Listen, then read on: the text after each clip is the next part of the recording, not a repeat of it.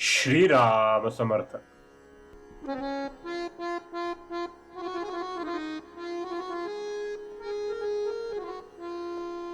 अंतकाळ साधण्यासाठी नामस्मरण. अंतकाळी नामस्मरण होणे म्हणजे अंतकाळ साधणे, आणि हा साधण्यासाठी आधी नामस्मरण करायला पाहिजे. अंतकाळ साधण्यासाठीच जगावे. भगवंत जिथे राहतो तेच आपले खरे घर आहे. सध्या आपण शरीरात राहतो ते भाड्याचे घर आहे. भाड्याचे घर सोडून स्वतःच्या मालकीच्या घरात राहायला जाताना जसा आनंद वाटतो तसाच शरीर सोडताना वाटायला पाहिजे. भगवंताचे घर तेच आपले घर आहे याची खात्री झाली म्हणजे ते जमेल. त्यासाठी आपण सतत भगवंताच्या नामात राहावे. मला तू आपला म्हण, माझे मन तुझ्या चरणी अर्पण केले, आता मला तुझ्याजवळ काहीही मागण्याची इच्छा न होवो असे मागावे. परमेश्वर आपल्या मागे पुढे आहे असे अखंड मानावे.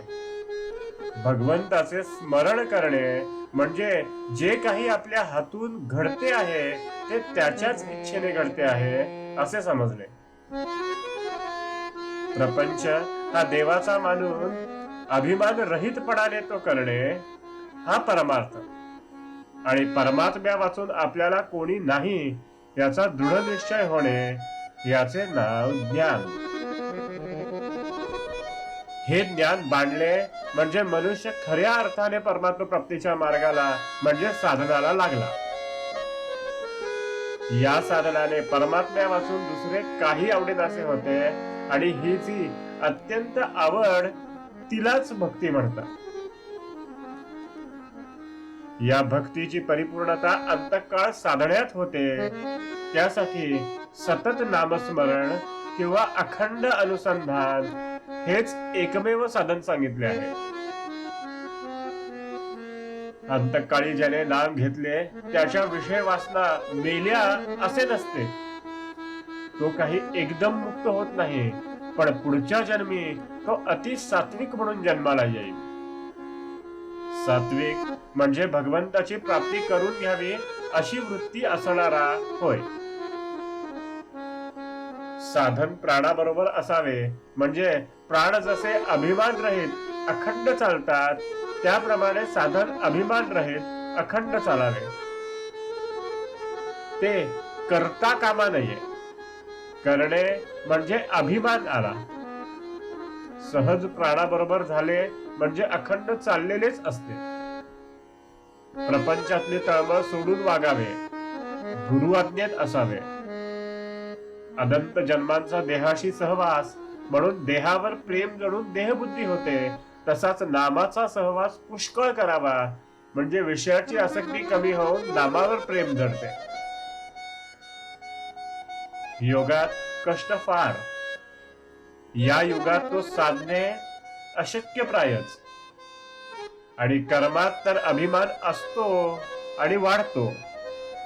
भक्तीत कष्ट नसतात आणि ती करताना अभिमान आपोआप गळत जातो.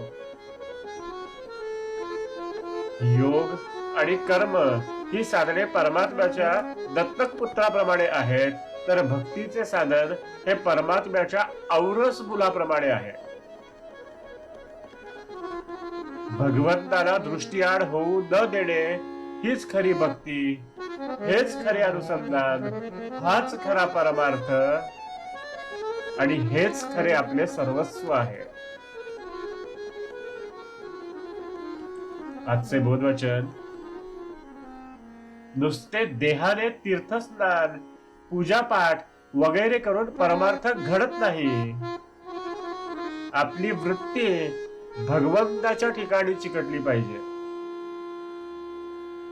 जानकी जीवन स्मरण. जय जय राम.